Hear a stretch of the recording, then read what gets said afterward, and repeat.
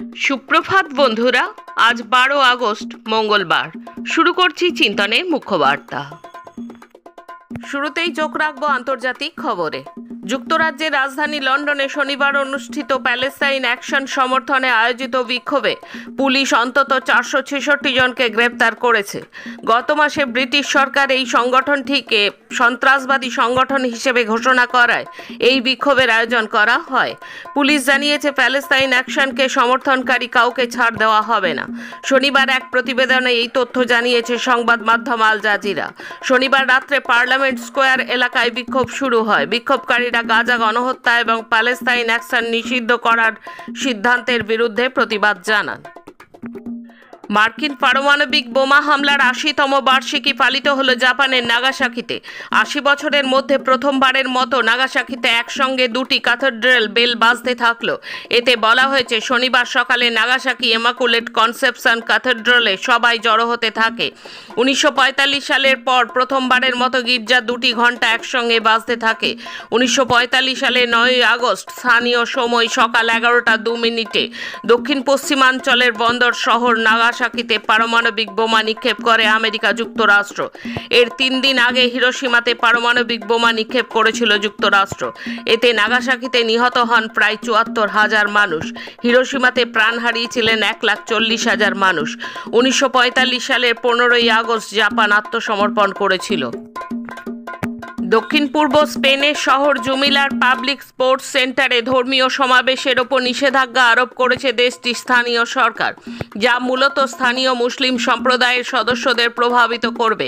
তবে এর সমালোচনা করেছে স্পেনের বামপন্থী সরকার এবং জাতিসংঘের প্রতিনিধি। স্পেনের অভিবাসন মন্ত্রী ইলমা সাইজ শুক্রবার বলেছেন, গত সপ্তাহে জমিলার রক্ষণশীল স্থানীয় সরকার কর্তৃক অনুমোদিত এই নিষেধাজ্ঞা লজ্জাজনক। তিনি স্থানীয় নেতাদের এই পদক্ষেপ পিছিয়ে নেওয়ার এবং বাসিন্দাদের কাছে ক্ষমা চাওয়ার আহ্বান জানিয়েছেন। ট্রাম্প এবং পুতিনের আগামী সপ্তাহে শীর্ষ বৈঠক নিয়ে ইউরোপীয় নেতাদের মধ্যে উদ্বেগ তৈরি হয়েছে।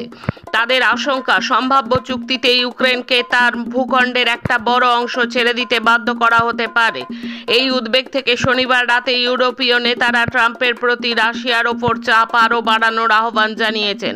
3 বছর ধরে চলা ইউক্রেন যুদ্ধ অবসানের পথ খুঁজে পেতে আগামী শুক্রবার আলাস্কায় বৈঠকে বসবেন আমেরিকার প্রেসিডেন্ট ডোনাল্ড ট্রাম্প এবং রাশিয়ার প্রেসিডেন্ট ভ্লাদিমির পুতিন। প্রসঙ্গত, ইউক্রেনের প্রেসিডেন্ট ভ্লাদিমির জেলেনস্কি এই সভায় উপস্থিত থাকতে চাইছেন।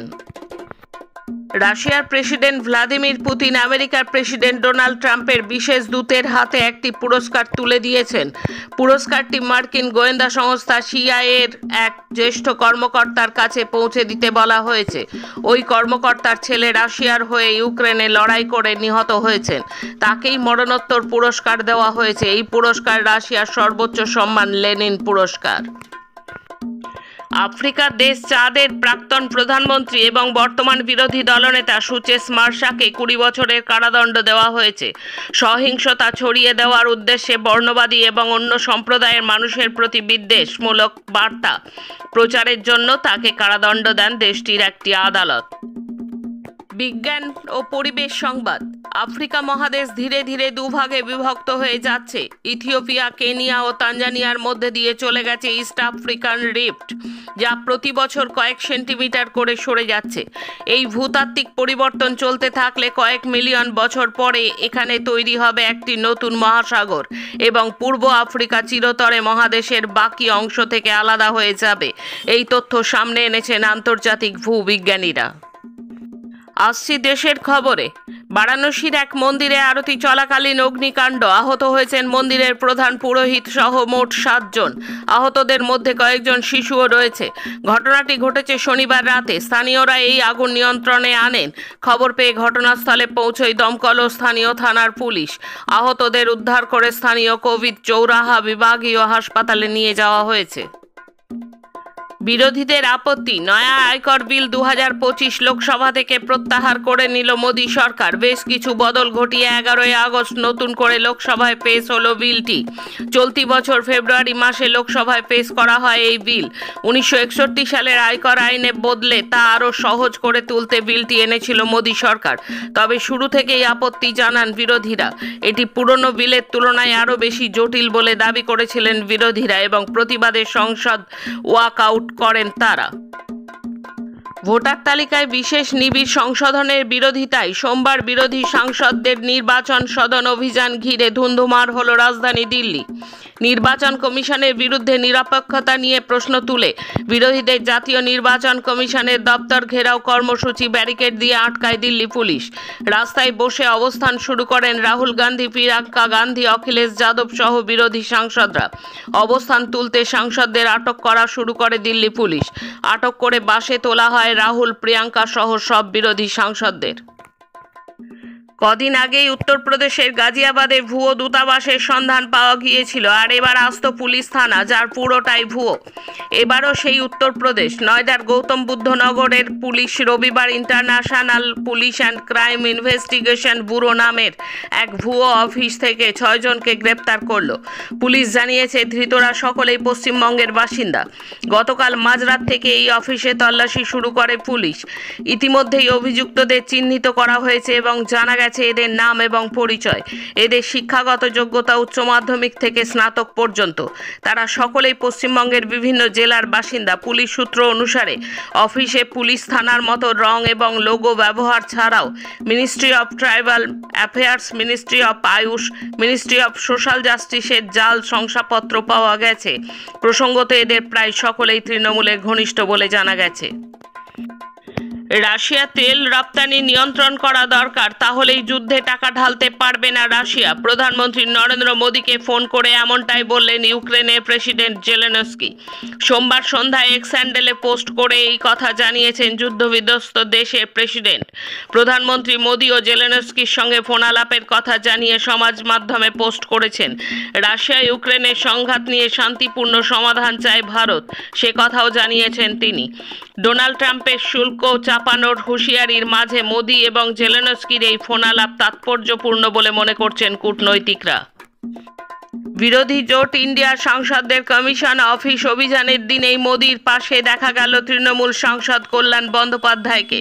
গত সোমবার লোকসভায় তৃণমূলের মুখ্য সচেতক পদ থেকে ইস্তফা দেন কল্যাণ। মঙ্গলবার তা গৃহীত হয় দলনেত্রী মমতা বন্দ্যোপাধ্যায়ের তরফে। ইস্তফা দেওয়ার 8 দিনের মাথাতেই মোদীর পাশে কল্যাণের উপস্থিতি নিয়ে তৃণমূলের মধ্যে গুঞ্জন শুরু হয়েছে। এখন রাজ্যের খবর। সোমবার ওবিসি মামলার শুনানি হলো না সুপ্রিম কোর্টে। কবে কাটবে প্রবেশিকা সংক্রান্ত জট? সোমবার শীর্ষ আদালতের প্রধান বিচারপতি বি.আর. গবাইয়ের বেঞ্চে ওই মামলার শুনানি হওয়ার কথা ছিল, কিন্তু সোমবার শুনানি হয়নি। সুপ্রিম কোর্ট সূত্রে খবর, চলতি সপ্তাহে ওই মামলার শুনানি হওয়ার সম্ভাবনা রয়েছে। গত বৃহস্পতিবার রাজ্য জয়েন্ট এন্ট্রান্স বোর্ডের ফল প্রকাশ হওয়ার কথা ছিল, কিন্তু ওবিসি সংক্রান্ত জটিলতার জেরে সেই ফল প্রকাশও আপাতত বিষবাও জলে, যার জেরে অনিশ্চয়তার মুখে পড়েছে লক্ষ লক্ষ ছাত্রছাত্রীর ভবিষ্যৎ। কাজের আকালে টিকিট কেটেও ট্রেনে চড়তে পারছেন না পরিযায়ী শ্রমিকদের কেউ কেউ। ট্রেনে অন্তর্দয় শ্রেণীর জেনারেল কম্পার্টমেন্টে পরিযায়ী শ্রমিকের ভিড়। এদিকে দিনরাত এক করে কর্মশ্রী প্রকল্পে নাম নথিভুক্ত করার নির্দেশ জারি করেছে রাজ্যের পঞ্চায়েত ও গ্রামোন্নয়ন দপ্তর। কেন এই দ্রুততা? সপ্তাহে খানেক আগে পর্যালোচনা বৈঠকের পর সরকার জানতে পারে এখনো পর্যন্ত গড়ে 36 দিনে কাজ দেওয়া হয়েছে। বছরের 6 মাস পার হয়ে গেছে, বাকি 6 মাসের মধ্যে পার করতে হবে গত আর্থিক বছরের লক্ষ্যমাত্রা।